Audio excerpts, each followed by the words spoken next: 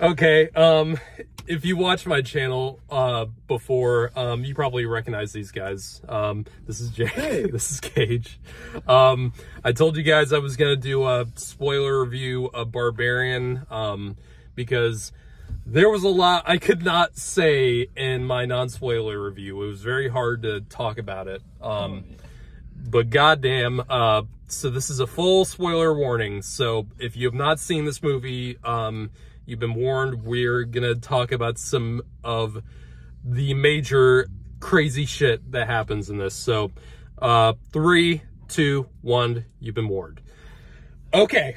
When I saw the trailer and it teases, you know, it poses the question, what's in that basement and what's Bill Skarsgard have to do with this? And yeah, I didn't see what I was getting myself into when a giant fucking naked lady runs in from the darkness and like basically breaks Bill Skarsgård, like completely obliterates Smashes him. It. Nasty. Like, oh my god. Yeah, so that's just, yeah, let's just unpack that right there. So the thing in the basement is not a monster. No. I mean, it acts like a monster, but it's not a monster. It's an incest It's baby. not a witch. Yes, it is a baby because the guy who owned that house originally was a terrible serial rapist, and he would rape women, make them have babies, and then he would have babies with the babies, and it created a genetic freak, a freaking monster. Played by Joe Chill from Batman Begins. Oh. Yeah, Okay. It's that guy, Richard Brake. He was also Mandy.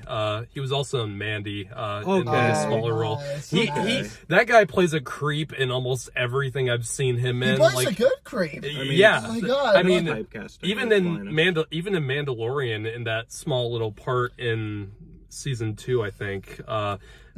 With that part where, you know, Mando takes off the mask and, you know, one of the Empire officers is trying to, you know, talk to them and distract them, but, you know. The one that admitted to the war crimes. When he's with Bill Burr. Yeah. So, yeah. And that scene when he's in the store and he's buying all that baby stuff, and you're kind of like, so creepy. Yeah, because you don't know what he's doing. Yeah, but you have an idea, and then once you realize what he was doing, yeah, and I even love, makes it like, even worse. The subtle nod to, like, you know, his tactics, how, like, he went into the woman's house and he unlocked the window and did like that, like, There's small little details I missed in this the first time I watched it, like, because this movie is so goddamn crazy, like, and this movie changes, like, every, like, few minutes, like, you think it's like 3 different movies. But I think that's in a good way because it's unpredictable. This is one of the most unpredictable movies I've seen in a long time. Yeah, I mean, like, with the genre flip, because, it starts, well, I mean, obviously, you know it's a horror movie from the trailer. Yeah. But it starts off for the first solid 30 minutes of the movie. It's almost like a little rom-com with, like, we ended up at the same Airbnb. Yeah. Because you're on the edge of your seat this entire movie from the very beginning, because you, like, since Bill Skarsgård is, you know, famous for playing a movie monster, you know, with Pennywise, like, you automatically at first think, oh, this guy's gonna turn out to be a killer or something, and like he acts awkwardly, but it's natural in the way he's acting, because it can go either way at first, because, like, he's so good in this movie. Bill Skarsgård is a tremendous actor.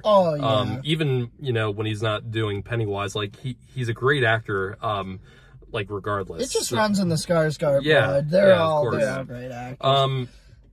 But no, oh, sorry. No, I mean, but no, just jumping to, like, literally, so they go throughout those first 30 minutes. The girl gets herself locked in the basement after the guy goes to work the next day, and she's come back from a job interview.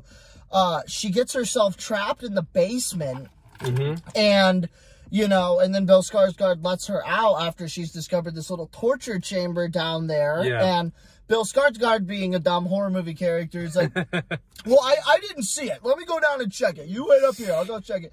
And then I was so creeped out when he was doing that. I thought he was the whole time. Yeah. So she goes down there to try and save him. He gets his head bashed into the wall, and then the monster's just standing there in front of the woman, and then just cut to freaking Justin Long on the highway singing some song. It's such a jarring transition at first, but it really adds to the fact that like you don't know where this is going at all. God, it's so, like I said in my non-spoiler review, it's so well directed. Like this is by a first-time filmmaker. Oh yeah. Like I mean, he's worked with I mean, obviously, Zach Kreger was responsible for Wise Kids You Know, but that was like a small kind of like a TV skit sort of thing. Like this is a pretty. It's like I don't know what the budget is, but it must have been pretty big because the modest budget. Like it's in a lot of locations. It had to have been at least 20 minutes, and it's like there's so much creative camera work in this. It reminded me of how Sam Raimi directed Evil Dead, like with all the POV. I got the POV that sort of shots, vibe from it. And all the transitions. And honestly, were like amazing. but no, and you just gotta admire that because then we have another subplot in there with Justin Long being the actor accused of, trigger warning. He's accused of rape, and of course he's like, oh, I didn't do it. She's lying. And then later in the movie, he did it. Yeah, like he acts like a fucking like stereotypical white the rich thing douchebag. about him is like he's relatable in a way. Yeah, because it's like he's constantly having to make these really tough decisions. Mm-hmm.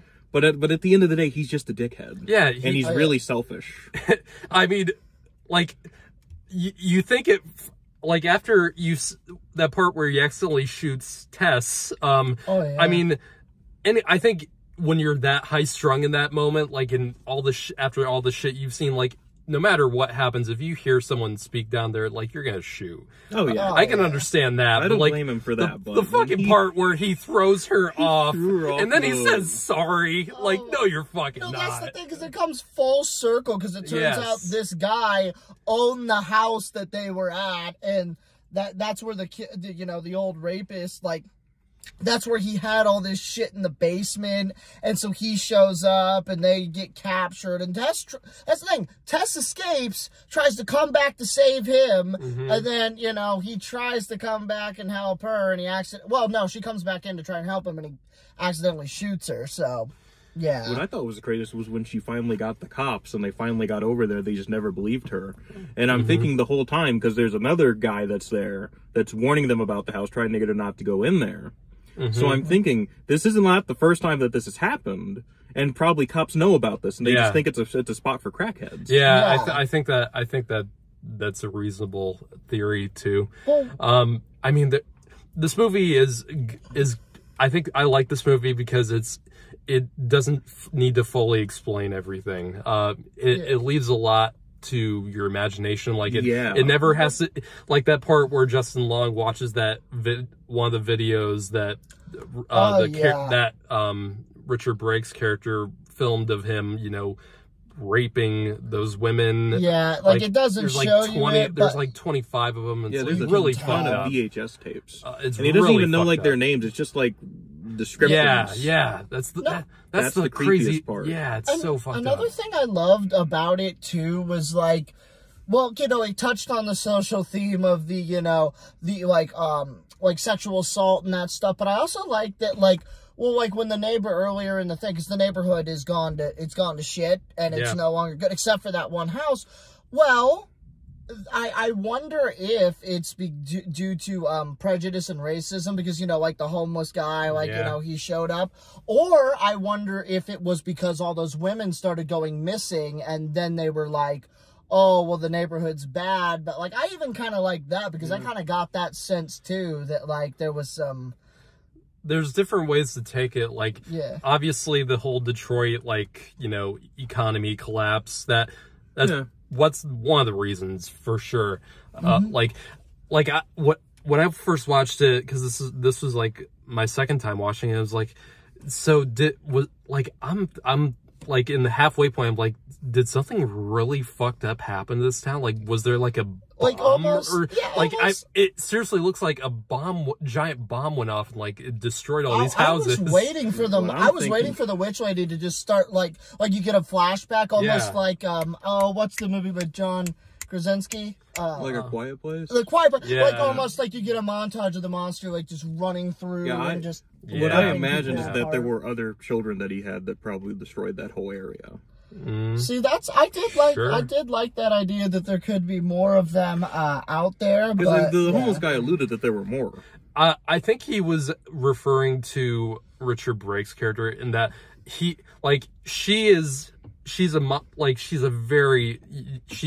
basically the monster of this movie, but like he's the one who created her, and all she wants to do is because he indoctrinated her into it. She just wants to have a child. I mean, which very creepy. It's kind of like the thing where it's like, who do you like root against more, Dr. Frankenstein or the Frankenstein's monster? It's that kind of thing. Because that's the thing, it'll only attack you if it senses that you're being hostile, and that's why it killed Bill Skarsgard, because he was like screaming and getting really upset. Yeah, because you can like at the end, the very ending scene where the mother is the credits call. I didn't realize that. I guess that's its character's name. I didn't realize well, God damn it, I'm tripping over my words.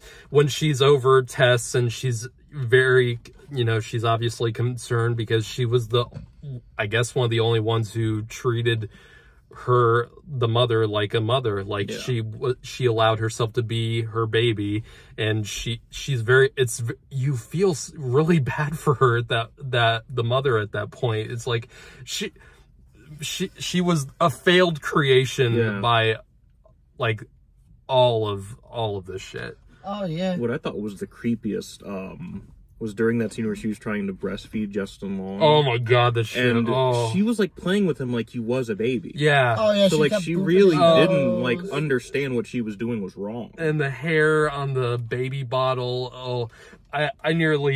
I kind of gagged when I first saw that. The first time I saw that, I was like, the whole time I was just like, just suck on it. She won't hurt you if you just suck on it. Yeah, it can't be that bad. That's it can't be that bad. And Justin Long, he does, spoiler, he gets his comeuppance because fuck him. The monster chases them up to a water tower, and unfortunately earlier in the movie, they kind of make him out to be like a crazy homeless person that's chasing after Tess. Which I liked.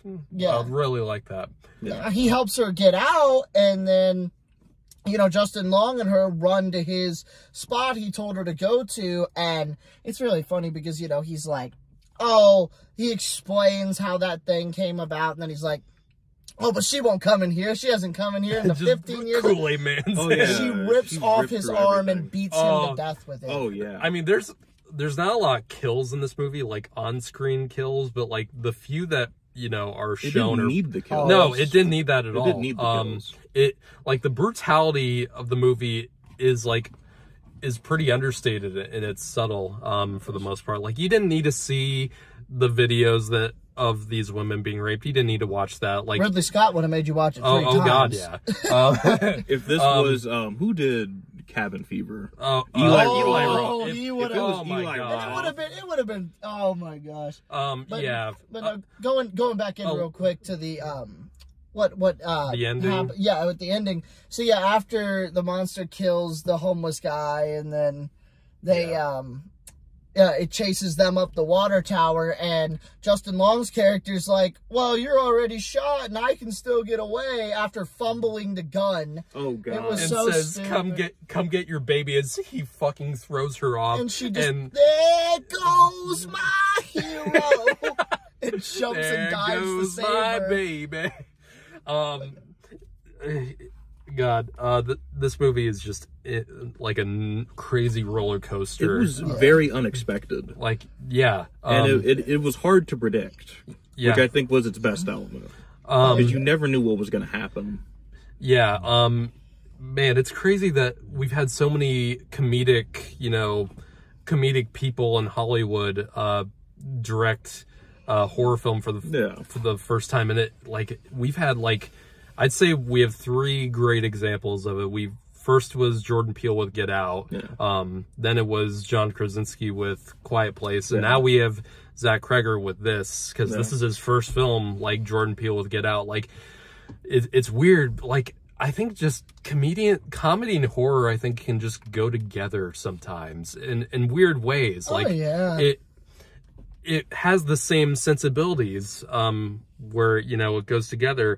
And this is not, when I saw the trailer, I was like, is this going to be like kind of like Get Out, where there's a lot of symbolism? And because that Jordan Peele has kind of made that his trademark with his films so far, of like, you got to pay attention to every detail in every scene, like, because it, you know, everything connects. Is like, I don't necessarily need that in all these movies, and this film works in a different way because everything is constantly changing, and it makes it so unpredictable. So yeah, I love this film for this. I think really good. And I'll say major kudos to, and it's such an overplayed trope. I love that there was no fake out ending. That she doesn't start, because she kills the thing. The thing kills Justin Long because it saved her from falling. There's almost no there's no really any resolution like most films would. It just ends when, you know, the monster gets killed. Yeah. And then she just walks away. Yeah. But I'm so glad it didn't go into the trope of, oh, she got away, and then that is the most overplayed trope in horror movies. Massacre. Yeah, I'm getting.